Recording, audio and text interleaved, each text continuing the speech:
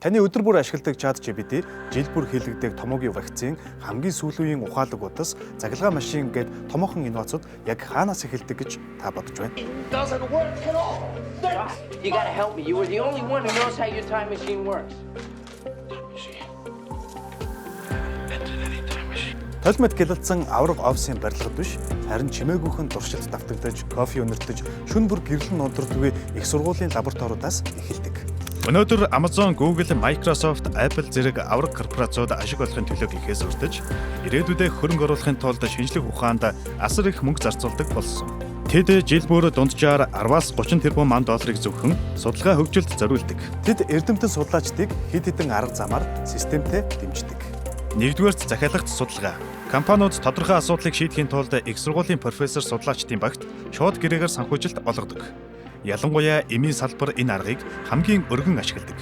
Хоёрдугаарт чөлөөт тэтгэлэг буюу Research Awards. Google, Amazon зэрэг компаниуд судлаачдад Cloud Credit судалгааны санхүүжилтийг чөлөөтэй ашиглах эрх олгодог. Үүний гол зорилго нь шинэ санааг чөлөөтэй төрүүлэх орчин бий болгох юм. Гуравдугаарт профессорын нэрэмжит сан.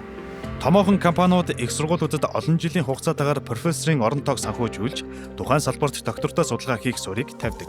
Дөрөвдүгээрт хамтарсан лаборатори. Amazon болон Вашингтоны их сургууль, Microsoft-ийн судалгааны төвүүд шиг компаниуд их сургуулийн кампус дээр өөрсдийн лабораторийг байгуулж, судлаач инженеруудыг дэмждэг.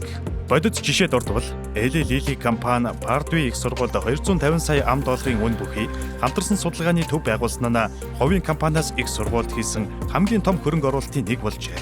Мөн эдгээр том компаниуд GPU, сервер, лиценз, өгөгдлийн сантай хандлтыг их сургуулиудад үнгүй эсвэл хямдралтай олгодог. Докторийн зэрэг горилж буй оюутнуудыг тэтгэлгээр дэмжиж, тэднийг хожим өөрсдийн гол судлаач болгох бодлоготой ажилладаг байна. Харин Монголд энэ загварыг нутагшуулах боломжтой юу гэвэл боломжтой. Гэхдээ эхлээд хөрөнгө оруулалтын соёлыг нутагшуулах хэрэгтэй. Эрдэмтдийн тооцоогоор улс орон дотоодын нийт бүтээгдэхүүнийхээ 0.4%-ийг шинжлэх ухаанд зарцуулж байвал соёлын түвшинд, 0.8%-аас дээш байвал бодит хөгжлийн түвшинд хүрсэн гэж үздэг байна. Өнөөдөр манай улсад энэ тоо хангалтгүй түвшинд байгаач зөв бодлого тодорхойлж чадвал өөрчлөлт хийх боломж бүрэн бий. Монголчуудын дунд шинжлэх ухаанд төрөл хөрөнгө оруулалт гэсэн ойлголт түгээмэл. Гэхдээ дэлхийн туршлагад тэс өөр дүр зургийг харуулдаг. Олон улсын судалгаа, инновацийн хөрөнгө оруулалтын тал гаруй хувийг бизнес компаниуд дангаараа бүрдүүлдэг. Тийм ч учраас дэлхийн шилдэг их сургуулиудын рейтинг, судалгааны бүтээмж, патент, магистр докторийн тоо зэрэгтэй шууд холбоотой байдаг. Тэгвэл Монголын томоохон компаниуд шинжлэх ухаан судалгаан шинжилгээний ажлыг хэр дэмждэг вэ? Хэрэв танд мэдих жишээ нэрс байх юм бол комент хэсэгт үлдээгээрэй.